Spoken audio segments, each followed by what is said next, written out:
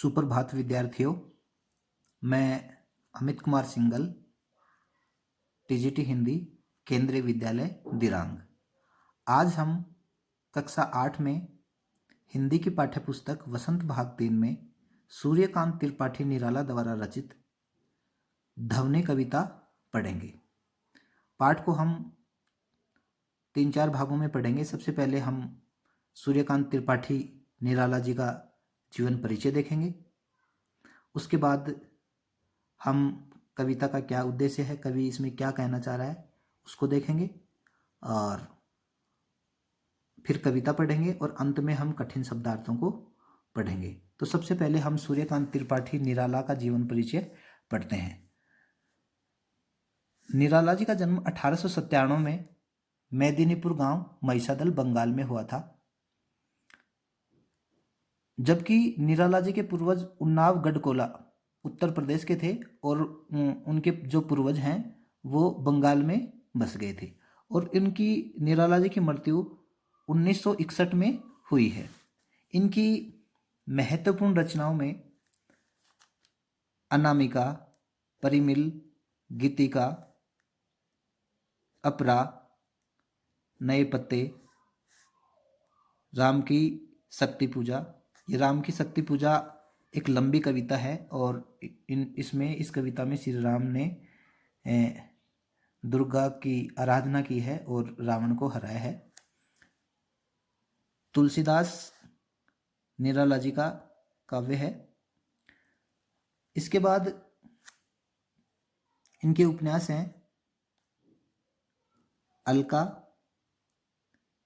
निरुपमा, चोटी की पकड़। उसके बाद इनके कहानी संग्रह है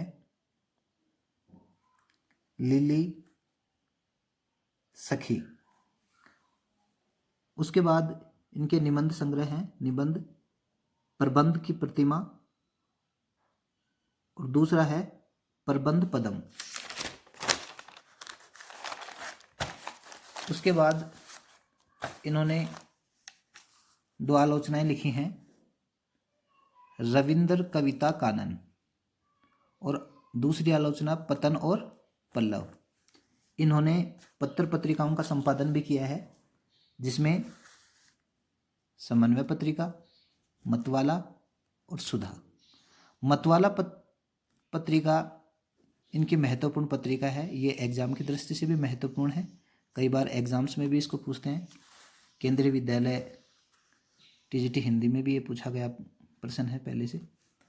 इनकी भाषा, एक तो निराला को मुक्त छंद का प्रवर्तक माना जाता है। मुक्त छंद यानी जो भी कविता रची जाती है वो छंदबद्ध होती है, उसमें निश्चित गति, यति और मात्राएं होती हैं। लेकिन निराला ने कविता को छंद मुक्त बना दिया, छंद मुक्त बनाया। ये श्रेय सूर्यकांत त्रिपाठी निराला को जाता है। इन्होंने अपनी कविताओं में छंदों का ध्यान नहीं रखा है, मात्राओं का ध्यान नहीं रखा है, इसलिए इन्हें मुक्त छंद का प्रथम कवि कहा जाता है। यद्यपि उनके साहित्य की भाषा तत्सम प्रधान है। तत्सम यानी जो शुद्ध शब्द होते हैं और संस्कृत से सीधे हिंदी में आए हैं उन शब्दों की प्रधानता है, तथा उनकी प्रगतिवादी रचनाएं बोलचाल की भाषा में हैं। अब हम ये कविता है ध्वनि कविता। इसमें कवि शुरुआत कर रहा है कि अभी न होगा मेरा अंत। इसके माध्यम से कवि ये कहना चाह रहा है कि जो आलोचक ये कह रहे थे कि अब के आलोचक निराला के बारे में कहते हैं कि अब इसका अंतिम समय आ गया है निराला जी का और ये ज़्यादा दिन तक जीवित नहीं रह पाएंगे। तो सूर्यकांत त्रिपाठी निराला है, वो अपनी रचना के माध्यम से, इस कविता के माध्यम से अपने आलोचकों को कहना चाहता है कि अभी तो उसके कवि जीवन का उत्कर्ष हुआ है, उसने अभी कविताएं रचना या लिखना प्रारंभ की हैं, उसके जीवन में वसंत की बहार आई हुई है, वह अपनी कविताओं के माध्यम से सोई हुई पीढ़ी को, युवा पीढ़ी को उसमें आशा का संचार करना चाहता है, आशा का संदेश देकर उसे जागृत करना चाहता है और अपनी कविताओं के माध्यम से कवि युवा पीढ़ी को जागृत करेगा, उनमें आशा का संचार करेगा। वह एक एक फूल अर्थात एक एक युवक से आलस्य को दूर भगा देगा और उनके जीवन को किससे सींच देगा? अमृत से सींच देगा। वह उनको स्वर्ग जैसे सुखों का द्वार दिखा देगा। अभी तो बहुत कुछ करना है, अभी उसका अंत नहीं आया है।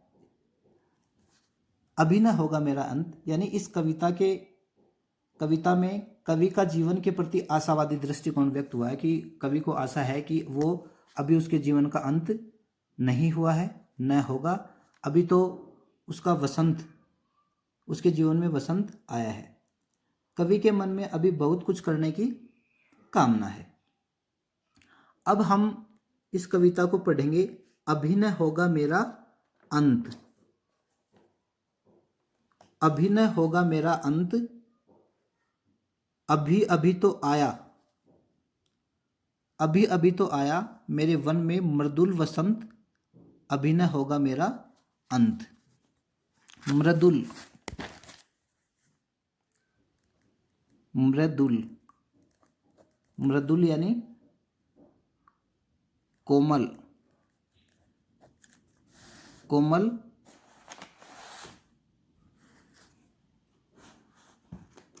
कोमल सुखद,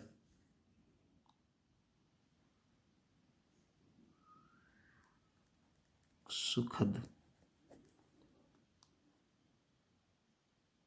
कवि कहना चाहता है कि अभी तो उसके जीवन का उत्कर्ष हुआ है, उसका जीवन का अंत नहीं होने वाला है। अभी तो उसके जीवन में बहार आई है, अतः उसका अंत नहीं होगा। हरे हरे पात, पात, पात यानी पत्ते, हरे हरे पात, डालियां कलियां कोमल गात, गात, गात यानी शरीर, गात यानी शरीर।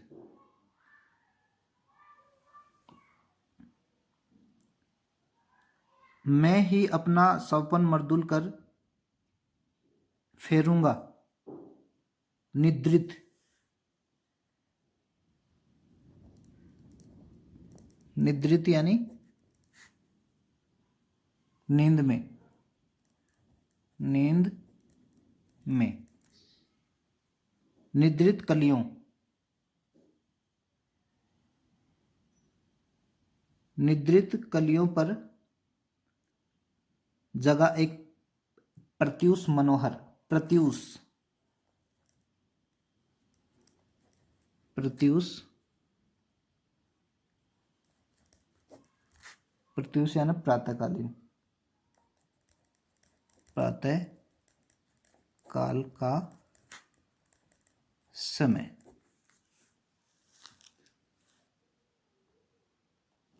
कवि इसके माध्यम से कहता है कि हरे हरे ये पात, डालियां कलियां कोमल गात, यानी अभी उसका शरीर यौवन की मस्ती से भरपूर है। वह अपने कोमल हाथों से इन कलियों पर हाथ फेर कर, कोमल डालियां कलियां कोमल गात में अपना ही प्रत्युष मर्दुल कर, यानी इन कलियों पर हाथ फेर कर उनमें एक प्रातःकालीन सवेरे को जागृत कर देगा। कवि के कहने का भाव यह है कि जो युवक नींद में पड़े हुए हैं, जो सोए हुए हैं, उनको प्रेरित करके उनमें एक नए उत्कर्ष के सौपन जगा देगा। उनमें जो आलस्य भरा हुआ है, जो आलस्य है, उसको दूर भगा देगा और आशा का संचार करेगा। आगे है पुष्प पुष्प में तंद्रालस, पुष्प पुष्प में तंद्रालस, तंद्रालस, तंद्रालस यानी आलस्य, आलस्य। पुष्प यानी फूल।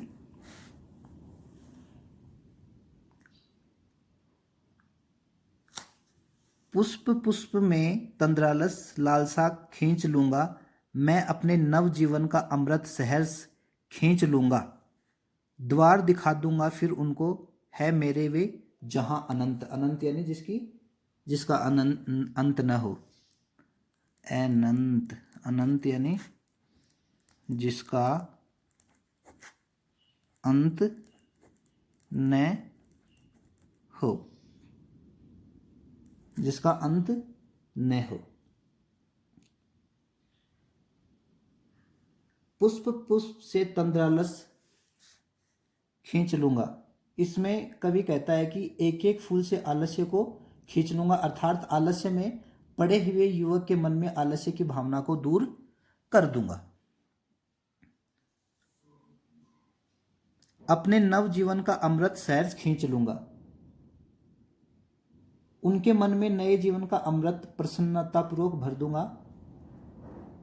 और वसंत भी यही काम करता है, लोगों में उत्साह का संचार करता है, नवजीवन का संचार करता है। द्वार दिखा दूंगा फिर उनको, है मेरे वे जहां अनंत, अभी न होगा मेरा अंत। कभी युवा के मन में आलस्य, निराशा की भावना को दूर करके उनमें अमृता का द्वार, अमरता का द्वार दिखा देगा। कवि के जीवन में अभी वसंत आया है, अतः अभी उसका अंत नहीं होने वाला है। कविता के माध्यम से कवि जो नींद में सोए हुए हैं, नींद में सोए हुए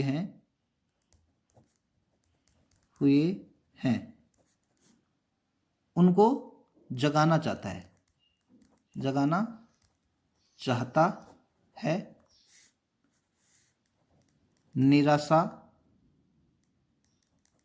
में आशा का संचार करना चाहता है।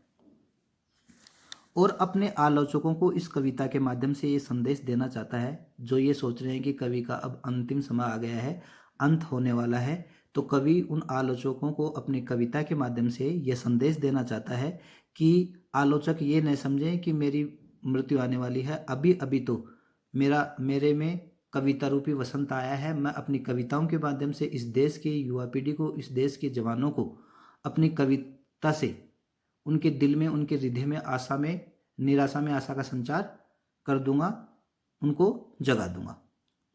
तो आशा है कि विद्यार्थियों आपको ये पाठ समझ में आया होगा। जय हिंद।